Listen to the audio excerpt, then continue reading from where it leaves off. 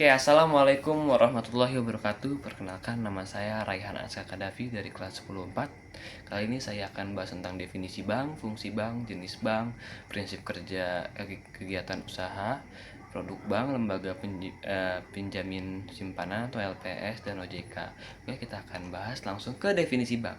Bank itu merupakan lembaga keuangan yang menghimpun dana dari masyarakat dalam bentuk simpanan dan menyalurkan kembali kepada masyarakat dalam bentuk kredit atau pinjaman jasa keuangan yang lain. Nah, kita akan masuk ke fungsi bank.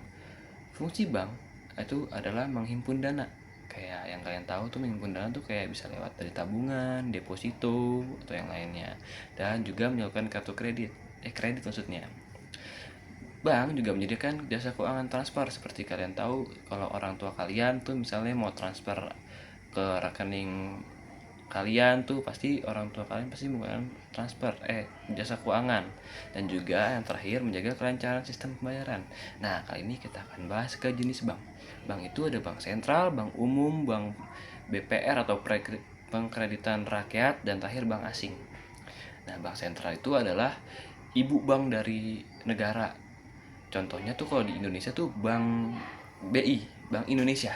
Nah, kalau masuk ke bank umum tuh kayak BCA, BRI, Mandiri, dan lainnya. Nah, kalau BPR itu adalah bank yang berfokus pada layanan tingkat lokal dan tidak boleh menerima simpanan berupa giro maupun melakukan kegiatan falas. Dan terakhir, bank asing tuh bank dari yang luar negeri yang berdiri di Indonesia seperti BCA, Danamon, dan Kibi Bank. Oke, kita lanjut ke prinsip usaha.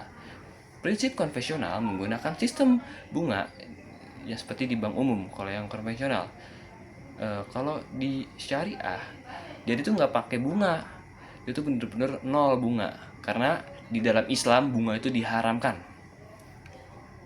Dan juga ada produk bank. Produk bank tuh ada simpanan, simpanan tuh kayak tabungan, deposito, dan giro. Pinjaman tuh kayak ada juga pinjaman tuh kayak kredit usaha dan KPR. Dan produk lainnya tuh kayak mobile banking, kartu ATM, debit, dan layanan transfer uang lainnya. Nah, kita akan bahas lembaga penjamin simpanan atau LPS. LPS adalah lembaga menjamin simpanan nasabah nasabah di bank hingga maksimal 2 miliar per nasabah. Nah, jadi kalau bank bangkrut, uang nasabah tetap aman. Nah, itu penjaminnya tuh. Walaupun banknya udah di ujung tanduk, jadi si nasabah nyimpan duit 2 miliar itu tetap aman karena ini LPS, lembaga penjamin simpanan.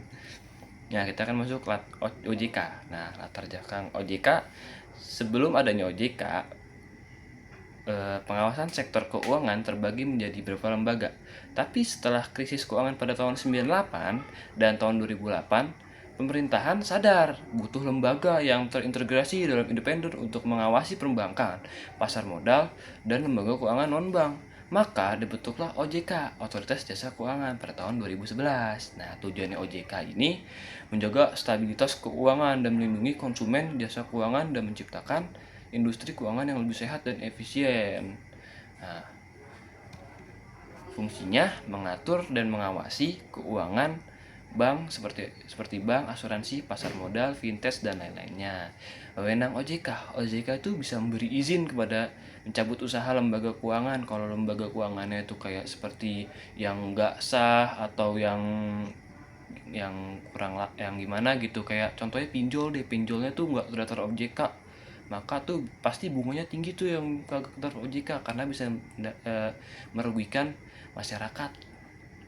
Nah, juga bisa. Dan fungsi lainnya wewenang OJK tuh bisa mengatur dan mengawasi kegiatan usaha lembaga keuangan. Jadi tuh setiap lembaga keuangan tuh diawasin tuh sama dia tuh, kayak ini gimana, ini gitu.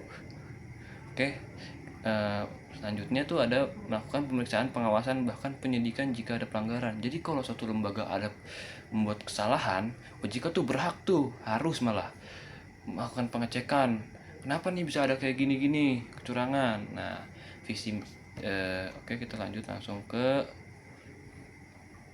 contoh kasus tangani OJK pada saat ini adalah, salah satu kasusnya adalah OJK, ya kalian tahu lah, banyak di tahun ini tuh banyak sekali pinjaman online untuk pinjol.